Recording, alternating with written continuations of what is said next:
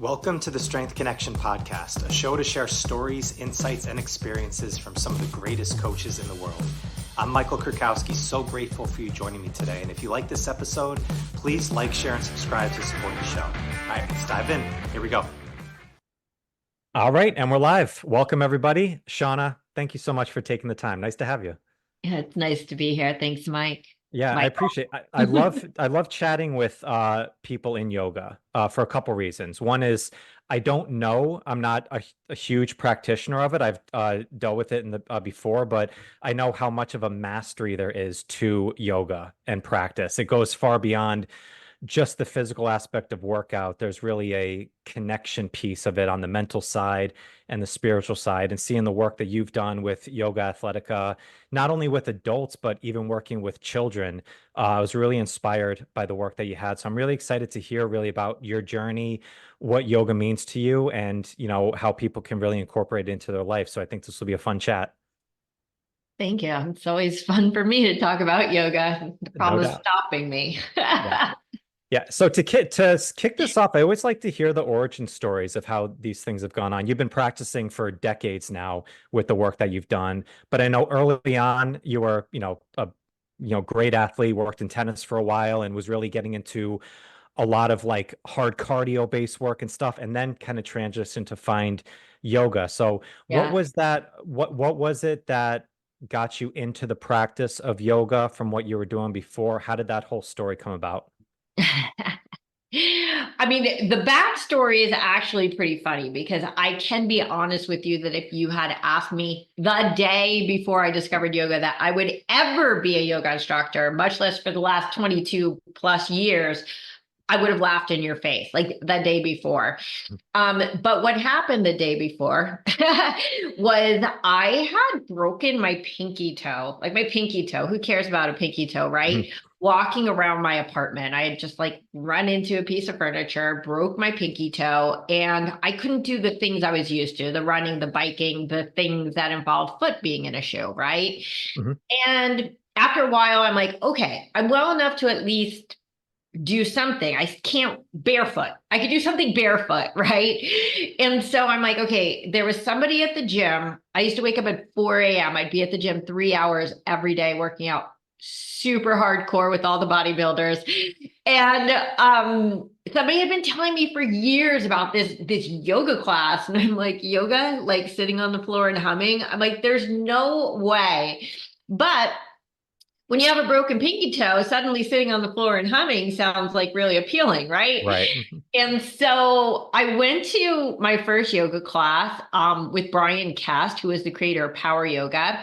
And it wasn't sitting on the floor humming at all. In fact, it was extraordinarily intense, and I was used to the most intensive workouts. I was a competitive tennis player. I was a competitive everything.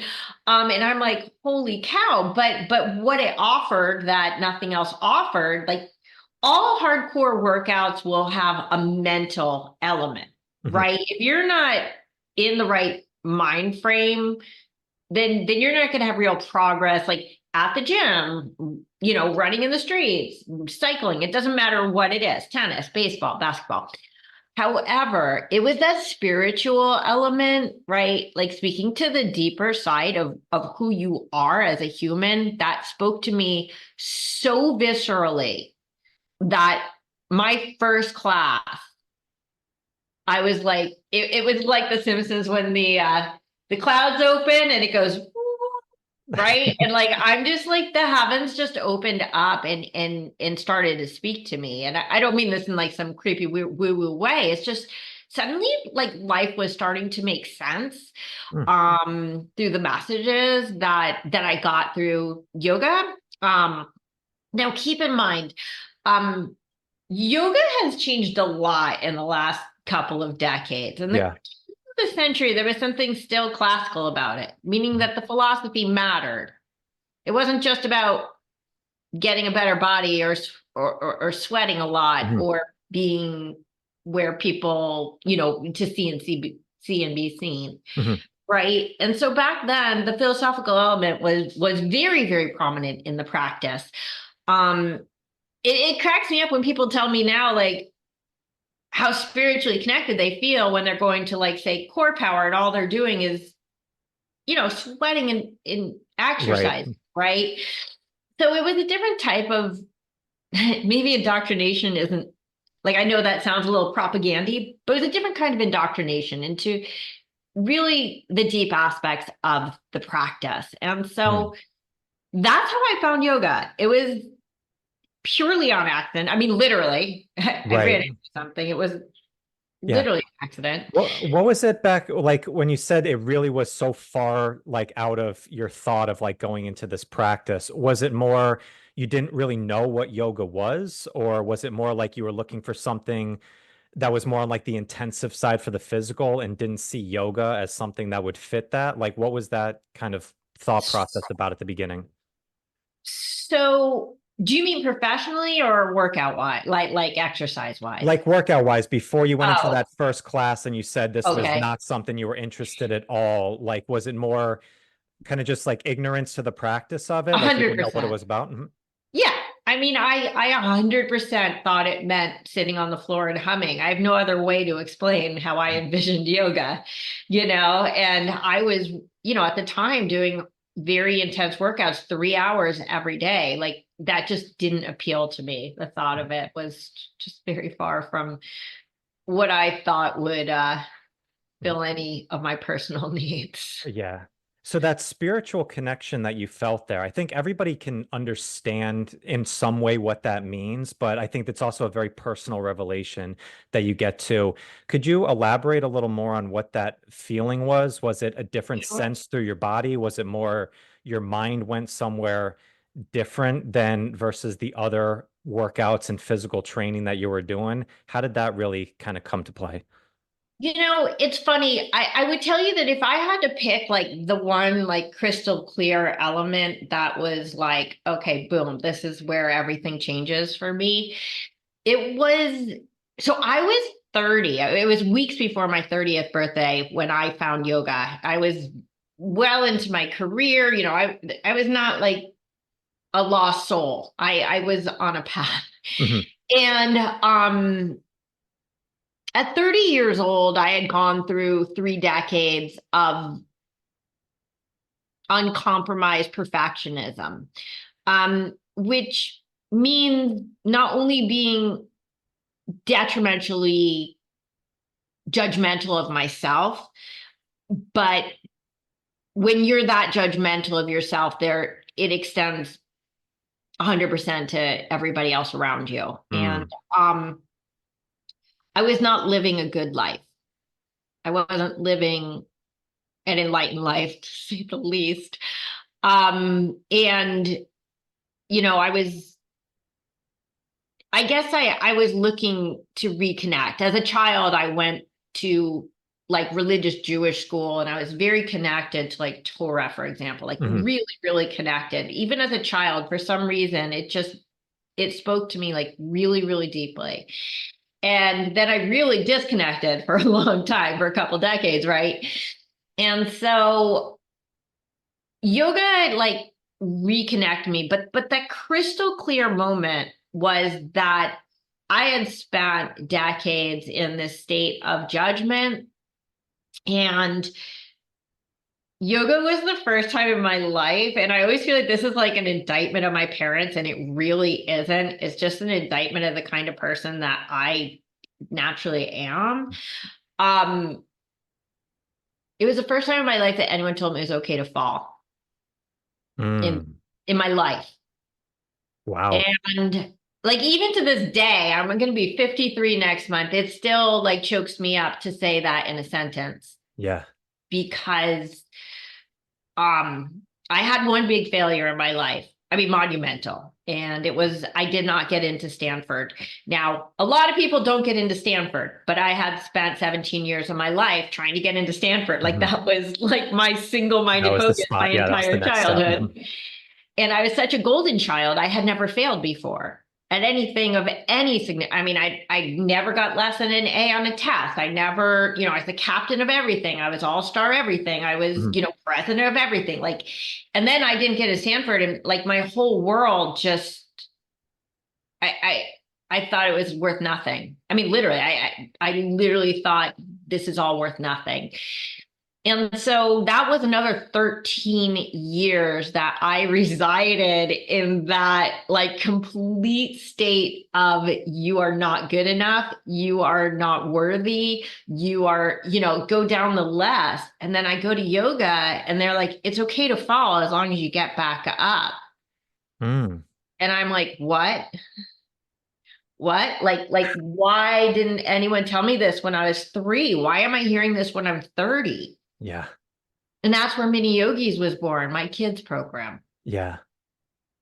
It's such a, it's a powerful lesson that, we think that you should learn this at an early age, but that can stay with you for a long time until you realize that not only is it okay to fall, but it's so important to fall. It's so important to not be good at something because then you can actually work towards getting better at it. And you can see the difference from when you started to when you did it. Life's pretty boring if you're just phenomenal at everything right off the bat, right? And Right. you can excel very easily at a lot of things early on in life. That's Then all of right. a sudden, if something kind of kicks you in the face on it and be like, hey, you're not the hot shit that you thought right off the bat, and realizing that's actually okay. That's actually, you're Yeah. going to learn more from that. 100%. Like it took me a lot of years. You hear it, but it took me a lot of years to really internalize that falling is not failing. It's not like Yeah. that second that I heard it, like I believed it, but I heard it. Do you know what I mean? I Yeah. listened to it. But I just, so like right now in the world, right? I'm known as a handstand expert. That's Yep. my thing, and I have a course that's handstand plus self-empowerment, right? But it's like everyone, like I get these calls all the time, like, well, what about headstand? I'm like, to me, I mean, I got my first headstand, like literally my first headstand, I hiked up and I don't know why, I just did. Mhm. So there's never been anything interesting about that to me. To your Mhm. point, it's just when things come easily to you, that's not where we get our power from. Right. We get our power from getting up again. We don't get, it's the people who get knocked down and get up again. Now there's like a song going through my head. Right. Do you want me to sing a few bars? I think there's a few songs that are coming to my mind. One's an old school rap, and then there's another got a little nicer, I I think. get knocked down, but I But get up exactly, again. yeah. They're never gonna hold me down. But really, but the power, like it's like every time you fall down, you gain more power each time you get up, right? Like who was it? Bruce Lee, fall 7 times, get up 8. He Mhm. didn't say fall down, get up. Right. He said fall down 7 times and get up 8, right? Which Yeah. means that you have to be willing to be persistent and repeat this process and not internalize falling as failure. Hmm. Yeah. So when you started practicing yoga and it came right off the bat, like that indoctrination happened really early. As you say, you didn't buy it all hook, line, and sinker, but realized that something was different about Yeah. this of going in. Was it like was it more that this was something you weren't great at right off the bat, and this was something that you realize, oh, if I want to get really good at this, I'm going to need to put in a different like type of energy to it? What was kind of that kind of next flow afterwards that kept you going over and over again? Sure. I mean, it was definitely humbling, right? Because Mhm. I'm like, here I am, world-class athlete in yoga, Mhm. right? And I'm like, wait, what? Why is everyone so much better than I am at this, right? Mhm. And I think everybody sort of has that same, especially I have a lot of like super athletic men who take Mhm. my practice and they're like, wait, why is that like 100-pound woman able to do these Right. strength maneuvers that I can't do? Like there's certainly something very humbling about it. And you have to release yourself from the end result and come into the process. I think that it was the concept of not the spirituality. I can't emphasize enough like how much that element was missing from my life at that moment. And by the way, when I discovered it, it was about 3 weeks before 9/11. And Mhm. I took to it very, very quick, like very quickly. And internalized it and really just obsessed over it because I'm just like, wow, these messages make so much sense. And I felt like my practice came at exactly the right time. You know, it's like new love. When it's new, it's exciting. You're obsessed You with want to it. know everything about it. You're, Yep. and so I felt like it was really the gift that I was given to help me get through 9/11 because I'm somebody who is overly affected by externally emotionally devastating circumstances, to put it lightly. Mhm. So it almost felt like it didn't almost, it felt like a gift from God. Mhm. Like something's about to happen. I'm going to give you this tool and it's up to you to learn how to use it. And, Mm. um, and so, you know, that was a really timing is, you know, timing is everything, right? Yeah, I fully agree. It's interesting. I had a similar experience when I found hardstyle kettlebell training, which is what I've done because it was something of always loved working out and was getting into all the different aspects of personal training, but there was something specific about this tool that when I saw it and I practiced it, I couldn't put my finger on it right off the bat, but you can't describe it, but it's like there's something different about this that like I need to dive deeper into what this is. Then I learned that there was a system that was created all around it, which was a system of specific practice that you can get better at it. It's not just a go in and just feel good from getting a good workout. You're actually going in to get better at a specific skill. So it just brings it a level deeper in there. And now Yeah. 14 years later, I'm still practicing it and by no means a master at it, but it's, you see the little changes over and over again that you keep getting better at it. There, Right. it's a deeper connection to the physical side of strength, and you can't help but just get into the mental side and even the spiritual side, which is Yeah. it's such a word that's hard for a lot of people to describe. You can call it God, you can call it the divine or the spiritual sense, whatever it is, but we all know what it's there. And there's certain Sure. practices that just call to you. One might call to you more than the other one. For me, it was kettlebells. For you, it was yoga, but it's all really kind of singing out of the same hymn book. Yeah. I'll tell you something funny actually about spirit and yoga, or not even Mhm. yoga. So, as you know, I'm sure, breath is very, very important in yoga, right? It's the foundation really of the whole physical practice. Now, another word for breath, right? The more like formal term is respiration. Mhm. Do you know what the root is? The Latin root of respiration? No. Well, what word do you see in there? Respite would be one. Spite, Spirit. Sp- spirit. There, yeah, it's right in front of your face. It's Yeah, right in there. yeah. They both come from spiritus, spirit and respiration. And so I think about like literally like breath is the elixir of life, right? No Mhm. breath, no life. It's Yep. a simple equation, Mhm. right? And so what is life though? Right? Because it can't be this body, Mhm. right? Because we all have a body. If it were about our body, we'd all think the same, we'd all have the same skills, we'd all have the same words, we'd be robots. Mhm. Right? Personality is not a body. You can't even point to a brain and say, "Oh, there's who I am." Mhm. Right? That's where I come from. Right? Nobody can figure this out. So think about it. Spirit in the ether, right? And then that we're bringing in really with every breath, like the universe. Mhm. Right? Like where does the breath that I'm breathing right now in Brentwood, in Los Angeles, stop from the breath that you're breathing right now in New York? Mhm. Like where? Where's the delineation? Where's the separation? There is none. Mhm. It's all God. Yeah. Or whatever you care to call God. It's all universe. It's all like one continuum. And so in a weird way, like especially in yoga, because the breath becomes so important, that I think that you can sort of imbibe spirit literally with respiration. Mm.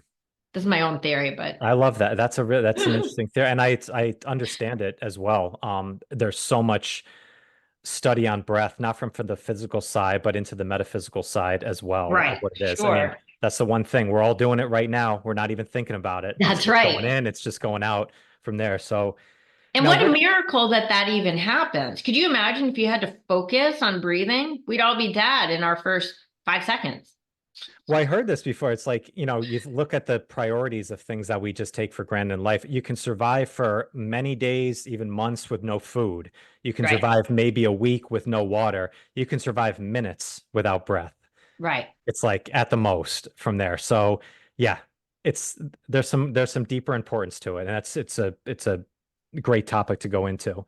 But so you now then went from practitioner of yoga to eventually going into and making it your life and making it your career from there, Yeah. which was, I believe, kind of an interesting transition for you. As you said, you already had a lot of things lined up of what life was supposed to be to Yeah. now transitioning over into, I'm going to start a yoga practice from here. Right. What was that process like for you, and when did that come about? So one of the like sort of precepts of yoga, right, is being receptive, right? Receptive to the messages of the universe or whatever. And I think that like whatever, take it or leave it. I think my sixth chakra just went "Ooh," like I'm open. And so at the time that I discovered yoga, I was actually in the process of getting my MBA here at UCLA. And I also was well into my career. I was almost 30 years old, right? So I had started out in Hollywood and in the film industry doing script development. And then I worked for Microsoft for a while. And then, of course, like everybody at the turn of the century was in like the .com world. Mhm. To say that I was on a different path was, would be the understatement of the century. Um, and so I discovered yoga in August, right? And then very quickly, I was like, I think I didn't know I wanted to be a teacher, but I went up to my teacher one day. I said, I don't know what to do. I just want to do yoga all day, right? And he goes, well, why aren't you? And I would go down the list of excuses. Well, I'm getting my MBA. I have this great career. This is not where I'm headed in life. I have a good salary. And he's like, okay, well, I mean, those are the decisions that we make. And he took that ball and just hit it back to my Mhm. court. And I'm like, oh, I didn't see it as a decision. I saw it as a life path. And I saw it as, for my family or the people who I surround myself with, I was on like the correct life path. Mhm. And so all of a sudden I could not get this thought out of my head. It was like, you're making this decision. Nobody's making this decision for you. And so I had a bunch of messages. So this is sort of funny, actually. So I started thinking very, very quickly about this concept of yoga for children, of mini yogis. Now, yoga for kids it's ubiquitous now. I mean, literally, I don't know a teacher who doesn't work with kids, but believe me, at the turn of the century, there were basically two other people in the entire Western world besides me who were doing this on Mhm. any significant scale. I mean, it was a brand new and wildly different concept. So I was taking an entrepreneurship class at UCLA, and there were whatever, 30, 40, 50 people. Probably 30 people in the class. I don't know. And I was one of two people in the class. I started dabbling with mini yogis already at that point. I had started the program, I was, and out of nowhere, like literally apropos of nothing, the professor says to the class, I don't even know where this came from. He goes, Ms. Meyerson is not an entrepreneur. He goes, simply teaching yoga to children does not make you an entrepreneur. Right? Okay, I mean, literally, like the air was just sucked out of the room. It wasn't just me. Like I'm in a room full of very professional people, Mhm. but still, like they understood that that was like a really weird thing to say Yeah. and inappropriate. Mhm. So I stood up and I'm like, excuse me. I'm like, I went out, I created a product, I found a market, and I'm making a living at it. I'm like, what like, what is your definition of Mhm. an entrepreneur? And I walked out. And when I say I walked out, I mean, I never went back to UCLA. Mm. I literally, but it was a message, right? That like, why are you here? Like, why do you care if some professor who has his Right. own ideas of entrepreneurship doesn't believe in your vision? Now, I'll tell you something funny. 1 year later, when my class was on their final, like you do like a consulting field trip or whatever, they were in Australia. No, sorry, what am I talking about? They were in Germany. I was in Australia teaching teaching people how to teach yoga to kids at the same exact time. And I was on the cover of entrepreneurmagazine.com. That's it's in the stars. That's beautiful. Did you sign a copy and send it over to that professor? Because that would have been You the best thing ever. So Yeah. it's not my proudest moment, but yes. I I didn't sign it because Entrepreneur at that time had already gone digital. Mhm. First of all, second of all, Beautiful. that would have been a little too in your face, but I did email it to him. I said, by the way, Entrepreneur Magazine thinks that I'm hot shit. You know, here I am, like I'm like Yeah. the top banner article of the day or whatever of the week. And to his credit, he apologized. He invited me in to talk to his new class and talk about entrepreneurship. And he Mhm. took me to dinner and he was very, very, apologetic. Mhm. And then I felt really bad for doing that. Um, No, I think that's beautiful. I think that's very poetic that it came full circle. And I mean, kind of kudos to him for, swallowing the ego at the side. And who knows, maybe he was just an asshole, maybe he was having a bad day or so. But I mean, it just well, the timing was right for, for you on that, as shitty as it is, right? yeah, all it turned out really, because we had dinner, we talked, Mhm. whatever. He's just super old school. Yeah. Like he was an old, sorry, yeah, we're old. Like we just had this whole conversation about being Mhm. old. He was an older gentleman, probably Mhm. in his 80s. And like he was explaining to me, he's like, in my framework, like Ray Kroc is an entrepreneur. Right. Bill Gates is an entrepreneur, Right. so he was just coming from a much different framework than I was. Yeah. So yeah, it is. It's interesting though. I mean, it's an example of, entrepreneurship and coaching is such a weird world because there are some rules and guidelines you need to follow, but they're very blurred lines of Yes. where like it's like, our goal as coaches and entrepreneurs is to play inside. Yeah, there's some boundary lines, but you got to play inside those and create as much as possible, get in Sure. there. And who is anybody to tell you what you can and can't do? Like that's, teaching yoga to kids right there. As you said, it seems so kind of mainstream now. Kids are getting like, we want to be more health conscious for kids and bring things in. But not that long ago, as you said, just a couple decades ago, this was not heard of in the Western Right. world. There was you and maybe another person or two. Sure. And there, all these things come from some light, giving it some fire and giving it some fuel. And you were that. What was the thought process behind wanting to work more with kids in this? Like you said, it was a very Yeah. so like there wasn't really a practice around here. Was it Yeah. just an idea that you had, or did it kind of fall into your lap? How did that kind of come about? It was both. I mean, it wasn't an idea I have. It was a calling. I have Mhm. no other word for it. It came to me. I wasn't looking for it at all. I wasn't looking for a new career. I mean, I was getting my MBA because I wanted to run Fortune 500 companies, not because Mhm. I wanted to teach yoga to Right. 3-year-old. Mhm. I was not looking for it at all. It came, I think, as a result of again, like that it took 30 years for someone to tell me that falling wasn't failing. And I really thought that I could change some lives and I have. I've changed thousands of lives at this Mhm. point. By imparting kids with that kind of information while they're still impressionable when they're not too old to learn Mhm. it. And the second thing is, I just love kids. I love kids more than probably anyone on earth loves kids. I mean, there might be some people who love kids as much as I do, but Mhm. but no one loves kids more than I do. Yeah. And so it was an opportunity to take something that I had always loved and mix it with something that was a new love and stir it together. dish it out.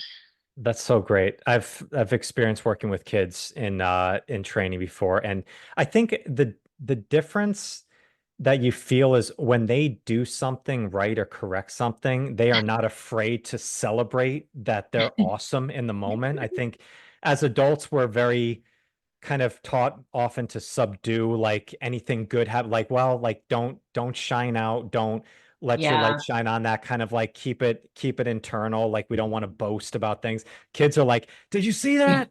That's Right? awesome in there. Did you have a similar experience with that? Yes, absolutely. It's funny that you choose the word awesome because that's always my motto is like own your awesome. That's what I tell everybody, own Oh, I your love that. awesome. And there's of course a fine line between like humility and pride. But I think that when we're taught in I know in my generation, humility was just nailed into us. I think that in this new me generation, perhaps that's taken a back seat, but there is a nice balance there where you can say, I'm awesome, but so are you. Like my being awesome does not detract from your awesomeness, but I'm willing to own that I have special gifts Mm, because we all do. yeah. Do you approach yoga with kids in a different way than you do with adults? I'm sure maybe some of the movements might be different, but as Yeah. far as the philosophy behind it, is there a different Yeah. approach that you have? It's so funny you would say that because like originally my vision of working with kids was that I was going to teach them what I was learning in an adult class, like just like that. And I was going to have all these like deeply meditative, Yeah. hardworking 4-year-olds. Believe me, like that vision dissipated like within seconds of Yeah. stepping into the first class. Mhm. Believe it or not, what you're saying is sort of the opposite, meaning that I'm teaching them the exact same movements as my adults, exactly the same. And even, yes, like my hardest stuff, my handstands, my arm balances, because I'm all into the empowerment. The messaging is stronger with my kids than it is with my adults as far because adults are much more entrenched, right, in their own beliefs and their own belief systems. With adults, I used to be very, very like philosophical preachy. Mhm. And after years and years of everyone telling me, Shauna, shut up and just teach, like the postures, unfortunately, I did. And now I save my philosophy for my like teacher training students, like the people who actually want to do like the yoga of the yoga. Mhm. But with kids, I'm very, very hardcore on the self-empowerment and the philosophies of yoga and without ever going into anything like religious or Hindu on any level. But with kids, it's very very much more upfront, the messaging and helping them to deal with the challenges that they're dealing with in their lives. Um, I don't call myself a therapist because I'm not, Right. but I am. Oh, it's very therapeutic. Absolutely. I think anything with the physical on it. It's interesting you said that with kids because when I first started working with kids, I thought the same thing, like, oh, I'm going to have this class and it's going to be structured and organized. And 3 minutes in, I'm like, oh, we need to change everything Right. that I like. You completely threw out Yep. the entire playbook and it's like, all right, we need to simplify this down. We need to adjust this and work. But I think, working with kids, it's made me a better coach. I know because you have to be very deliberate with your Yeah. words. You Yeah. have to know when to shut up in many ways and just let them kind of play and kind of, work through it with it. It's interesting though with the adults that were so entrenched in that. I always wonder like when does that shift change over? Like with your kids, like what Yeah. ages are you working with? Is it like I very youth? Is it middle school, high school, or I work from 2.5 up. wow. Yeah. And unfortunately, I've grown pretty pessimistic about where that line is between getting jaded and being, just really open and Sure. innocent. Unfortunately, I think it happens almost at age 3 right now, Mm, 3.5. But just really quickly, because what you were saying about working with kids, it's like I call it herding kittens when it comes to preschoolers. Yeah. It's just like, yeah. Um, but I really, the kids who I work with from 2 or 3 on, because I'm a private instructor, those are the kids that have like the most empowered lives and really know how to use the tools.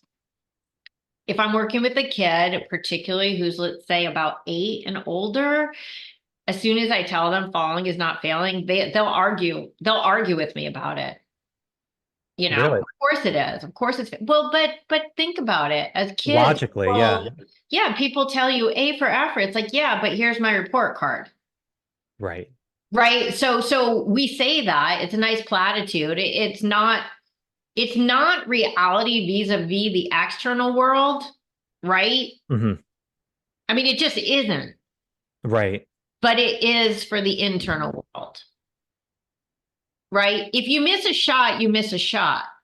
You can't undo that. You strike out with the bases loaded, you let down the team, end of story. Hmm. But it doesn't mean you can't hit a grand slam next time it happens.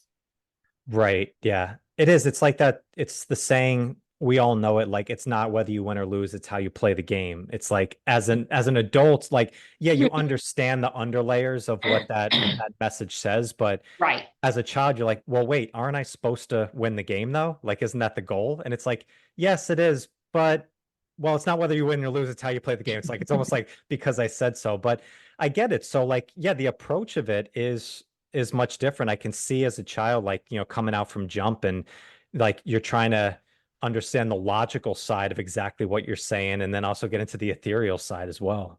Exactly. I think that we have to understand that so I'm sorry to get sort of woo-woo, but I love that it. Keep we're going. Yeah. that we're not humans having a spiritual experience. We're spirits having a human experience. And so what is the human experience? The human experience is defined by external circumstance, right? The human experience is defined by our senses, how we interact with the world around us. Right. Which is why if you want to get enlightened, you meditate, you close your eyes, you cut yourself off from the senses as much as you can. Right. Mhm. And so it's hard to explain to a child who only knows how to see the world in concrete terms that there are failures in life. There are failures. Again, like I just gave you a concrete example, or you could fail out of school, or you could let people down. You could there, but the thing is that in reality, first of all, there's only the moment, right? There's only the Right. moment. The past doesn't exist. It literally does not exist, nor does the future. It's never existed, Right. Mhm. right? And so, yes, there was that weird thing that happened in the past. It's not happening now. It's done. Now we can only move in this direction. Mhm. You can't move in that direction, so don't Right. worry about that. But it's hard for them to reconcile the theoretical of you can come out of this stronger. You just have to trust me, because who trusts adults No, I get it. Yeah. Well, versus the concrete, which is you actually failed. You let these people down. They're angry at you. They're sad. They're mad. And that's also reality. yeah, it is. And objectively, absolutely. Yeah, it's interesting with the concept of time. What you said earlier about yoga being a way of like being receptive to everything. And I think that's such a powerful lesson to teach, specifically as young as possible, of understanding that. Because, I've always said I've had this debate with some people of what comes first, a strong body or a strong mind. And it's a Yeah. good debate, and you can argue both sides. But I said, when you get into a physical practice, it will naturally flow downstream into the mental. So one of the best ways to get into a meditative practice, it's not just about sitting cross-legged with your eyes closed in a 72 degree room. Go and move, like explore your body. You can do it through yoga or going for a walk or grabbing a kettlebell and doing it. And you allow those receptors to come in, and it's going to open up more things to you. And fortunately, I found this early in my early 20s and realized there was something different on it. But as you said, like with adults, I think we get so entrenched of, no, just teach me the poses. Like I just want to Right. know the physical practice of it. And Agreed. because I don't see it as a connector to other Right. areas of it. And some get through, those are the ones that, Sure. they keep practicing. But I think if more people recognize that, or were open to that, of like use your body and your physical practice to connect the other sides of it, more Sure. people are going to succeed long term in their health and fitness. Well, I mean, tell me one athlete or one sport, one athletic endeavor that doesn't have a zone. Yeah. Everyone talks about the zone, Mhm. right? Doesn't matter. It doesn't matter if they're bowlers or marathoners. Yeah. Everybody has a zone. But that's the yoga. I think that the confusion is people think yoga is something that you do on a yoga mat that involves standing in weird poses. And that's not accurate at all. You can stand in weird poses on a yoga mat and not be practicing yoga because you don't have any mental or spiritual connection. You're just doing poses inspired by yoga. But you could also be cycling in the zone where all of a sudden there's nothing in the world but you and a bike, Mhm. and you are practicing yoga. Why? Because you're in complete alignment of mind, body, and spirit. There's no distraction, and there's no deviance. Yes. That's Yeah. actually the state of yoga. It has nothing to do with yoga poses as we think of them today. Yeah. And I think, a synonym for that would be really a path to mastery, and it's Sure. like, yeah. So, and it's in, with the handstand work, I want to ask you about this, okay? Yeah. Because I know this is like your bread and butter and this is Yeah. something you practice. What is it about the handstand that you found so powerful, and, why it should be, into people's lives more? Yeah. So my approach to handstand is much like Tony Robbins' approach to firewalking. So it's the gateway drug to personal empowerment. Okay. It's not just a handstand's just not a handstand. It's sort of the holy grail of yoga. Only an elite few have really mastered handstands. Most people are scared to even try. That's an egotistical thing too, because the flip side of ego is being afraid to fail. And so people don't understand that giving up is actually an egotistical maneuver, though they see it as the opposite. But what did handstands teach me? I mean, first of all, it took me years of daily practice to really nail the handstand because I didn't have a handstand coach. I had Mhm. to figure it out on my own. Okay. And I was just I had such conviction that I was going to do this. I saw myself as a handstander, that there was no question that it was going to happen for me. There was only a question of like how and when. So it taught me patience. It taught me perseverance. It taught me how to make order out of chaos because handstanding, when you don't know how to handstand, is chaos, Yeah. right? And it gave me an extraordinary sense of self-empowerment. I mean, when you are the only person, whatever, in the yoga room who could do a handstand in the middle of the room, again, I'm not talking this from a lack of humility, but it's just like, okay, I earned this. I worked so hard for this, and here it is. Um, for some people, honestly, it is just a party trick. And that's fine too, because the byproducts are the byproducts no matter what.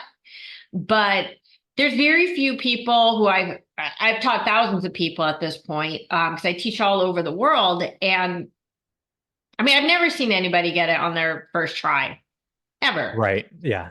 And most people who come to my handstand workshops have been working on it for years, right?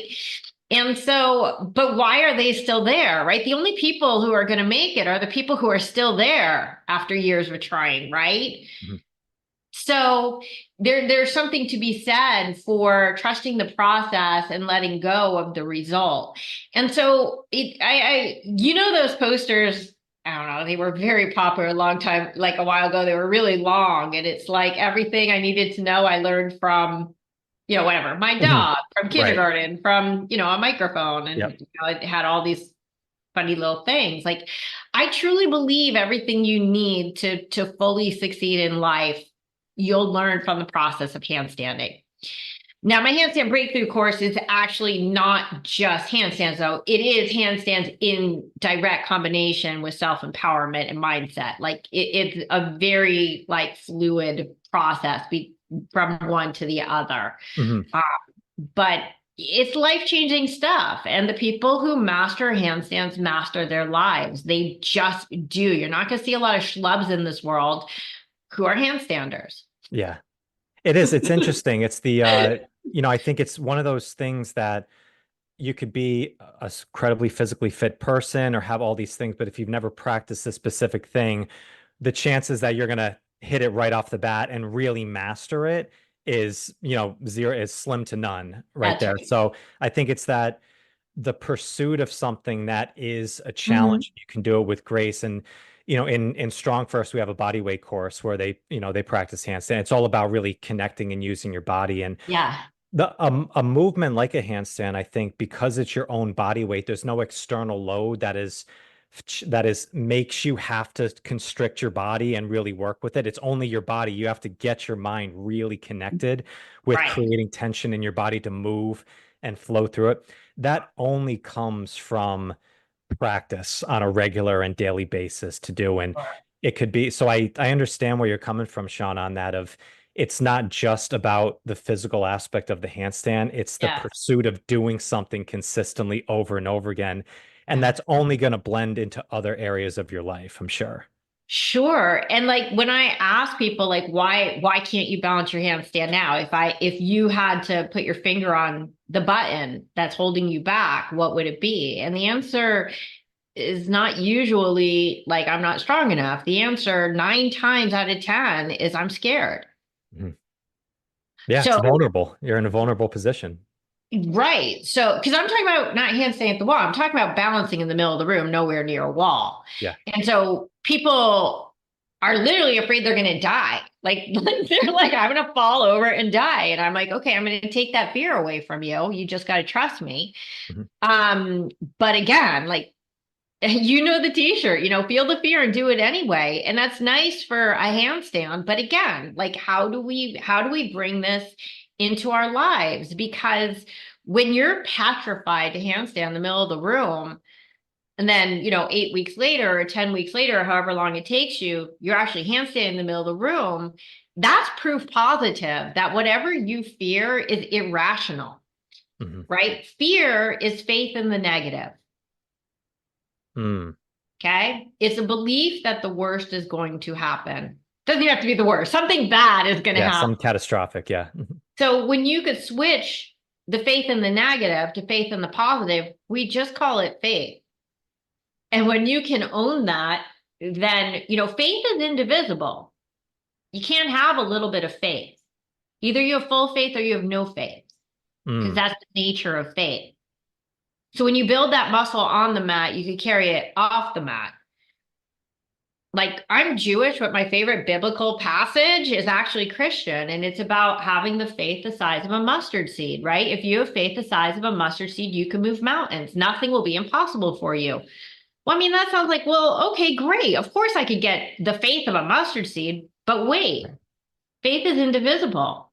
All the faith in the world is contained in a mustard seed or a grain of sand. Mhm. Complete faith, it's indivisible. Yeah, that's it. That's interesting. That's an interesting thought, right? Because we put a degree on it in our own perception. It's like bravery. It's like whether you're a little brave or you're a lot brave, if you do the thing, it's bravery. Like you can't fake it from there. So, um, Yeah. well, Shauna, I really appreciate you coming on today. I love the philosophy that you have around it, like not just from the practice, the physical practice, but how you indoctrinate this into your life through really mastery. Introducing this to the youth and to kids, I think is absolutely beautiful. So I really appreciate you sharing your insights and your story today. Thank you so much. And I appreciate you having me on. It's been such a pleasure to connect. Yeah, And if anyone wants to reach out to me, all of my links, including to mini yogis, are on my Yoga Athletica website. perfect. And if I could just spell that out, it's YOGATHLETICA.com. I know I spelled that fast, but yeah, anybody who wants help and empowering themselves and owning their awesome. That's what I do. It's what I love. I love it. Yep. And we'll get your link right in the show notes. So listeners, go Thank you. check that out. Shana, thank you so much. Listeners, thank you for following, and I'll catch you on the next one. All right, peace. Thank you so much. Thank you so much for joining me today. I hope you found some great value here. And if you like this episode, please drop a comment and leave us a 5-star rating and review. It does more to build the show than you can imagine. And do not forget to check out and join the Strength Connection Facebook group. In this group, I share the biggest takeaways and lessons from these amazing conversations, as well as training and strength tips for pursuing mastery and fulfillment in life. This group is filled with individuals looking to take full control over their strength, and it's the perfect space to explore new ideas and to share your journey. You'll also get exclusive access to these Strength Connection Mastery Seminars. It's a deep dive into the physical, mental, and spiritual training that you can begin using immediately. So do not wait. Go now. Seriously, go. All right, much love to you. Thank you so much, and I'll catch you on the next one.